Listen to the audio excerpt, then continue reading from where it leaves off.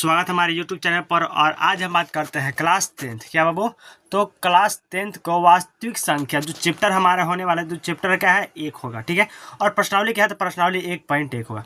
पूरा बेसिक से बताएंगे। और चैनल पर नए तो जरूर लाइक सब्सक्राइब और बेल आइकन दबाना मत भूलिए। और पूरा कंप्लीट पूरा समाप्त करने वाले हैं इस चैप्टर को, बस वन शॉट होने वाला है, तो अंतिम तक बने रहे। ठीक है, चलिए देखिए। चलिए तो हम बेसिक स्टार्ट करते हैं और वहाँ से आपको पूरा क्लियर कॉन्सेप्ट क्लियर कराते चलेंगे और बताते चलेंगे। हर एक क्वेश्चन को पूरा का पूरा सॉल्यूशन कराते चलने वाला है। ठीक है, देखिए पहला चीज़ है कि हमारा वास्तविक संख्या क्या है। वास्तविक संख्या मतलब क्या होता है? वास्तविक संख्या वे संख्या जिनका वास्तविक मान हो, जिन्हें संख्या रेखा प्रदर्शित किया जा सकता है, वास्तविक संख्या कहलाती है। मतलब ऐसी संख्या जिसको वास्तविक रेखा पर क्या दर्शाया जाता है, उसे वास्तविक संख्या कहते हैं। जैसे या परिमेय और अपरिमेय संख्या के संग्रह को वास्तविक संख्या कहते हैं।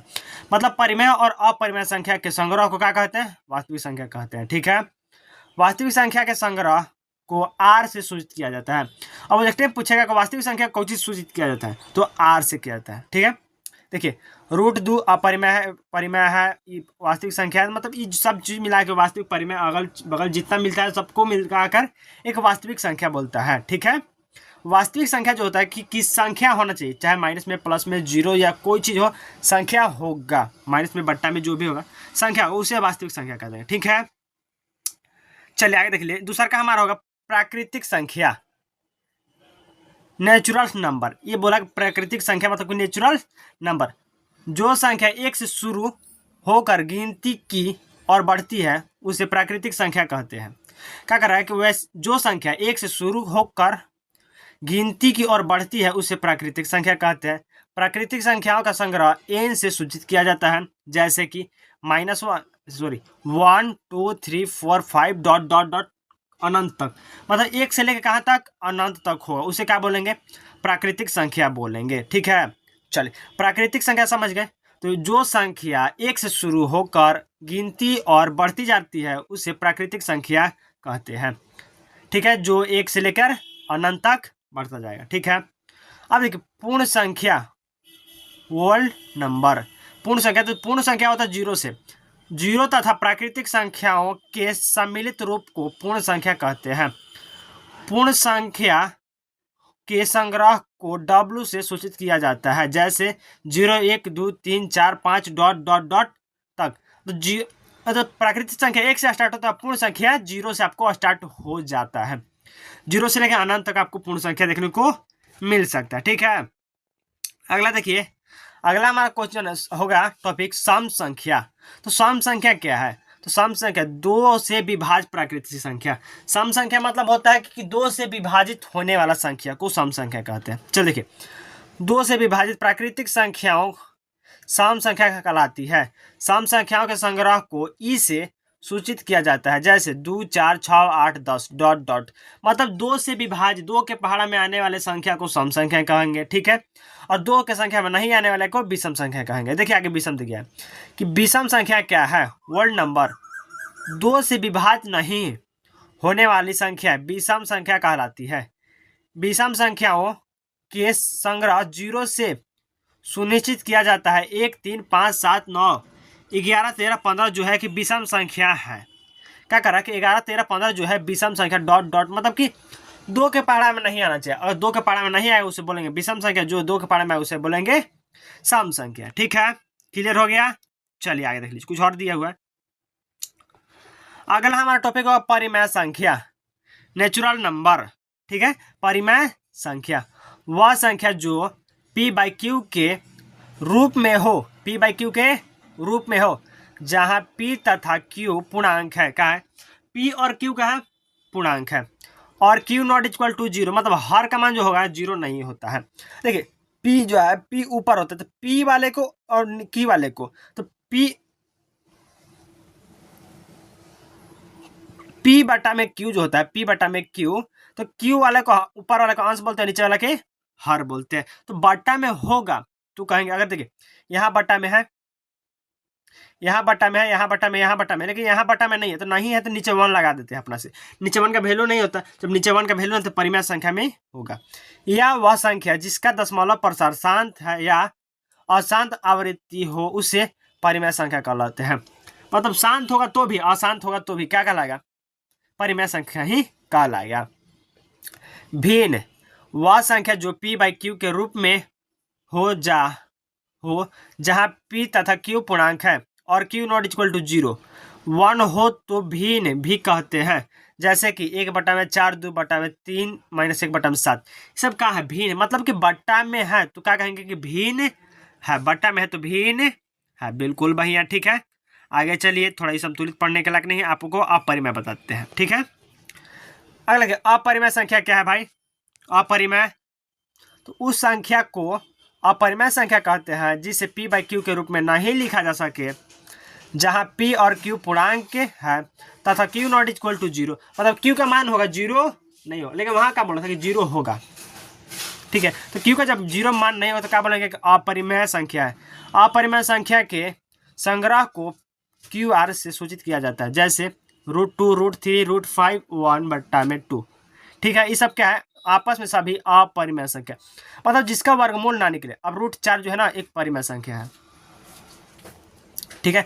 √4 है एक परिमेय संख्या, लेकिन √2 का वर्गमूल नहीं होता है, √3 का वर्गमूल नहीं होता है, √5 का वर्गमूल नहीं होता। जिसका वर्गमूल नहीं होता उसे क्या बोलेंगे? अपरिमेय संख्या बोलेंगे, ठीक है। चलिए, कुछ और चीजें हैं जो देखिए कुछ अच्छा से बताया चुका है। बोला कि वास्तविक संख्या, व्हाट फॉर वास्तविक संख्या, आपको ऊपर बताए। परिमेय संख्या, अपरिमेय संख्या, भिन्न संख्या, पूर्णांक संख्या, ऋणात्मक, शून्य, धनात्मक, सम संख्या, विषम संख्या। इस चीज को आप समझ जाएंगे तो पूरा का पूरा कॉन्सेप्ट अगर बचपना से भी पढ़ा है बहुत मस्त क्लियर होने वाला, ठीक है। तो अच्छे से इस वीडियो को देख लीजिएगा और चैनल पर नया तो चैनल को लाइक, सब्सक्राइब और बेल आइकन दबाना मत भूलिएगा। और आते हैं चैप्टर पर, ठीक है। चलिए, कुछ नोट्स है, देख लीजिए। दो परिमेय संख्या क्या कर रहा है कि दो परिमेय संख्याओं के बीच अनगिनत वास्तविक परिमेय या अपरिमेय संख्या होती है। मतलब दो परिमेय संख्याओं के बीच अनगिनत वास्तविक परिमेय संख्या होती है। दो परिमेय अपरिमेय संख्याओं के बीच अनगिनत वास्तविक परिमेय संख्या होती है। अच्छा, दो परिमेय के बीच या दो अपरिमेय के बीच वास्तविक और अपरिमेय संख्या होता ही होता है, ठीक है। पर दो वास्तविक संख्याओं के बीच अनगिनत वास्तविक परिमेय अपरिमेय संख्या होती है, ठीक है।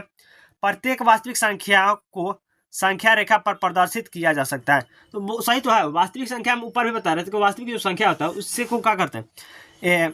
संख्या रेखा पर प्रदर्शित किया जा सकता है, ठीक है। चलिए आ जाइए चैप्टर पर फटाफट। और चैनल पर अभी तो सब्सक्राइब नहीं किया तो सब्सक्राइब कर दीजिए, ताकि हर चैप्टर, हर वीडियो, हर को आपको PDF में आपको मिल जाता है व्हाट्सअप चैनल पर। और वहाँ से अगर नहीं ग्रहण किया तो आप सब्सक्राइब कीजिए, वहाँ जाके आपको चैनल को फॉलो करिए, ठीक है, मिल जाएगा आपको। आगे चलते हैं चैप्टर पर। बोला निम्नलिखित संख्याओं का HCF ज्ञात करने के लिए यूक्लिड विभाजन एल्गोरिथम का प्रयोग कीजिए। देखिए, दो विधि बनाने का है, बनाने का दो विधि है और बनाना हम बता देंगे, ठीक है। पहला क्वेश्चन, दूसरा क्वेश्चन, तीसरा क्वेश्चन, ठीक है। आपको क्वेश्चन दिया हुआ है, कोई दिक्कत नहीं है। अब इसमें देखेंगे दोनों में बड़ा कौन है, दोनों में बड़ा कौन है। जो बड़ा उसको हम ए बनाएंगे, जो बड़ा उसको क्या बनाएंगे? ए बराबर कर देंगे। इसमें बड़ा है 225, ठीक है, ये हो गया। नहीं तो इस टाइप से जो बनाया है ना, तो इस नहीं बनाना, ये भागा है, इस टाइप से नहीं बनाना है। बनाना हमको हल करते हैं, जो बड़ा है उसको ए बनाएंगे। यूक्लिड परिमेयिका से प्रयोग करते हैं। ए बराबर BQ प्लस R होता है, जो कि फार्मूला होता है, ठीक है।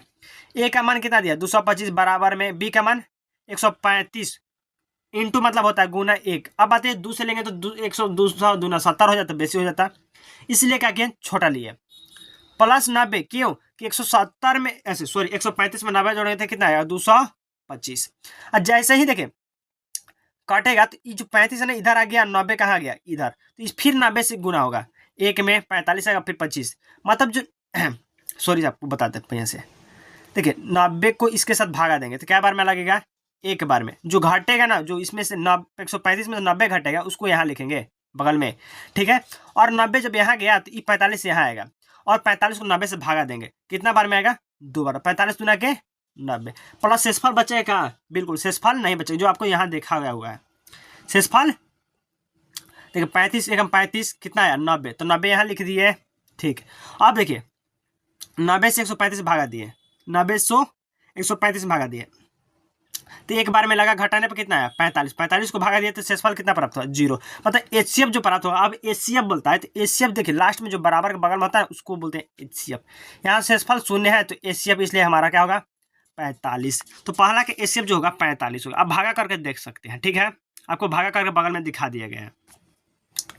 दूसरा का देखिए क्या करा है, यहाँ देखिए इसमें जो बड़ा है उसको क्या बनाएंगे, ए बनाएंगे यूक्लिड व्यवधान का परिमेयका से, ए बराबर बी क्यू प्लस आर। तो ए का मान 38,220 बराबर 196 गुना 195, क्योंकि इससे नीचे नहीं कटेगा आपका, प्लस प्लस है प्लस आर, जीरो मतलब शेषफल कुछ भी नहीं बचने वाला है। देख लीजिए यहाँ पर, यहाँ देखो भागा दिया हुआ है तो शेषफल यहाँ पर कुछ भी नहीं बचने वाला, जीरो बचा हुआ है, ठीक है। तो यहाँ शेषफल शून्य है, इसलिए इसका एचसीएफ जो होगा कितना होगा 196, क्योंकि बराबर के बगल में 196 है। कोई दिक्कत नहीं। तीसरा देख लीजिए, तीसरा कह रहा है यहाँ 867 और 255 है, इसका यूक्लिड विभाजन परिमेयका का प्रयोग करके और हल कीजिए, ठीक है। तो बड़ा दिख रहा है कि 867 है, छोटा है 255 है, ठीक है। तो 255 को 867 में जो भाग देंगे तो कितना बार में लगेगा, 3 बार में, कितना 765, कितना बार में, तो 3 बार में 765 आएगा आपका, ठीक है। और 867 में से 765 घटाए तो कितना प्राप्त होगा, 102। तो यहाँ शेषफल आया 102। अब एक जो यहाँ 25 है, ई वाला यहाँ आ गया, 102 यहाँ आ गया।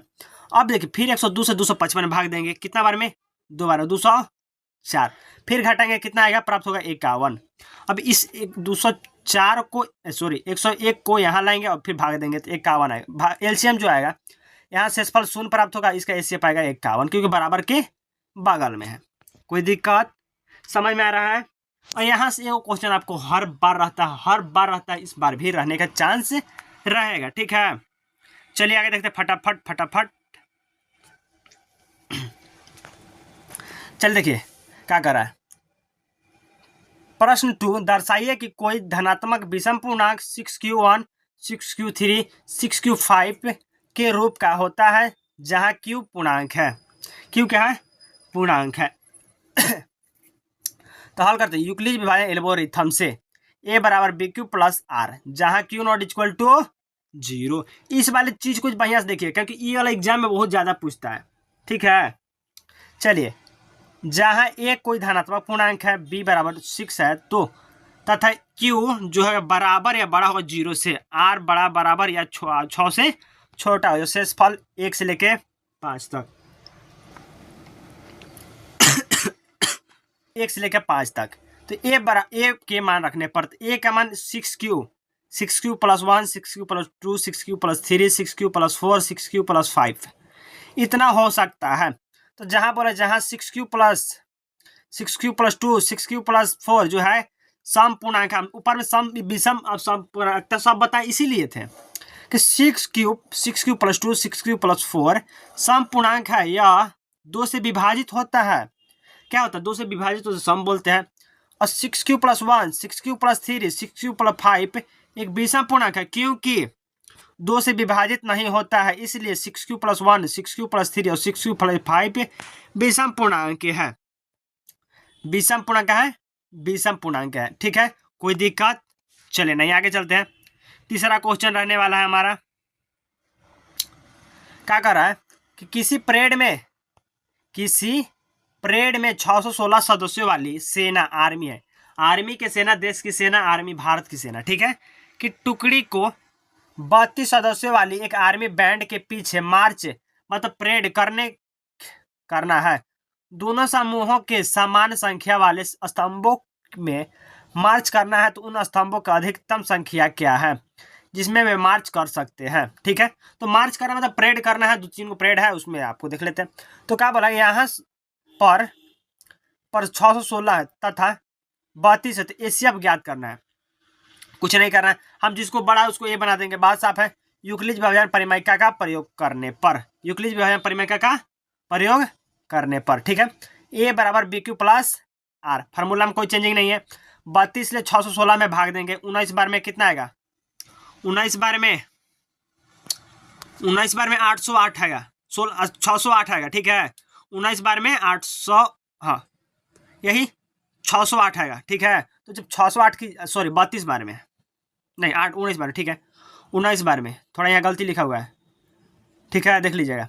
19 बार में कितना आएगा, 808। तो जब 1608 में 1608 608 में से 16 घटाएंगे तो कितना प्राप्त होगा 8। तो अभी ई देखिए 32 यहाँ आएगा, 8 यहाँ आएगा, इसको भागा देंगे 4 बार में, शेषफल नहीं प्राप्त होगा 0। पता एसीएफ यहाँ शेषफल 0, इसलिए 616 और 32 का एसीएफ 8 है। अतः क्योंकि स्तंभों की संख्या कितना होगा 8 गो होगा, कुल स्तंभ जो होगा इसमें कितना होगा 8 गो होगा। ठीक है, चलिए।